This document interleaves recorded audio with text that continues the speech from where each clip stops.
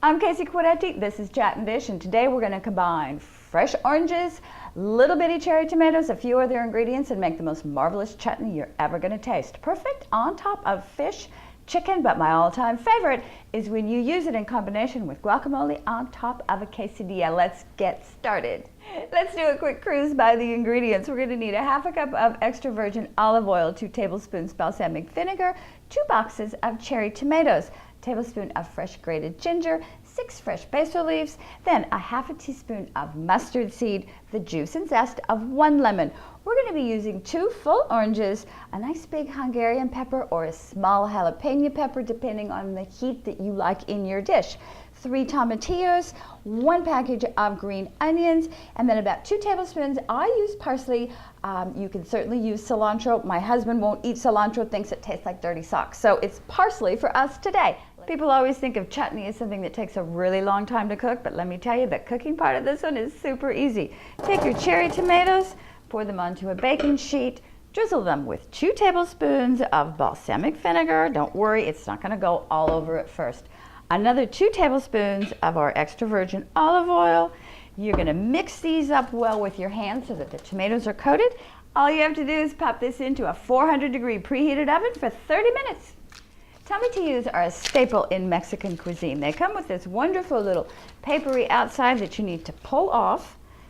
And then what we're going to do is we're going to chop our tomatillos and we're going to dry roast them on top of the stove. You also have the option, if you want, you can go ahead and give them a rough chop and put them in with your cherry tomatoes. Combine the two, then you don't even have to have a second dirty pan. I kind of like doing them on top of the stove, dry roasting them, makes them taste a little bit nuttier. Dry frying pan, just let them cook while the cherry tomatoes are in the oven. Just give your spring onions or your green onions a nice chop. We're just giving our parsley or cilantro a medium rough chop. Grab your peppers, split it down the middle, and then get the seeds out. And then go ahead and give it a rough chop. We need about a tablespoon of fresh minced ginger. And the easiest way to peel your ginger is to take the back of a spoon and just go run down kind of hard and fast, and the peel will come right off. Just grate your ginger directly into the bowl with your other ingredients. And what you're going to have to do is kind of turn your grater over, take a look, and eyeball how much you have there. Don't put that zester or grater away yet. We've got a lot more use for it. Now we need to zest our lemon. Then cut it in half and squeeze the juice in with the rest of your ingredients. Now we need the zest from both of our oranges. Next step, remove the top and the bottom of each orange and then cut off all the rind or the pith. You're going to go right down slightly into the orange itself. You don't want any of that white pith. It's really, really bitter and will make the chutney kind of yucky. Now I'm just cutting the oranges into small segments and then into bite-sized pieces. Next up, add that half a teaspoon of mustard seed. And mustard seeds, they're just crunchy, kind of warm, and yummy. I'm just adding that last bit of extra virgin olive oil. Remember, I told you a half a cup, and we'd only used a couple of tablespoons. Now, just give these ingredients a really good mix. You want the orange juice and the olive oil to mix together and to coat all of the green onions and the herbs. Hey. Now we're ready for our cherry tomatoes. These cherry tomatoes are absolutely perfect. Roasted, some are a little bit brown. They're nice and juicy. They smell great. Now let's go ahead and add these to the rest of our ingredients. Oh, our tomatillos smell marvelous. They're all softened. They're letting go of some of their seeds and their flavor is so nutty at this point. Let's go ahead and add these. Another good stir and our chutney is done.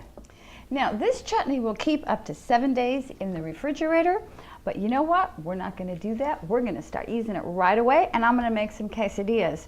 Now, I've got a whole wheat flour tortilla.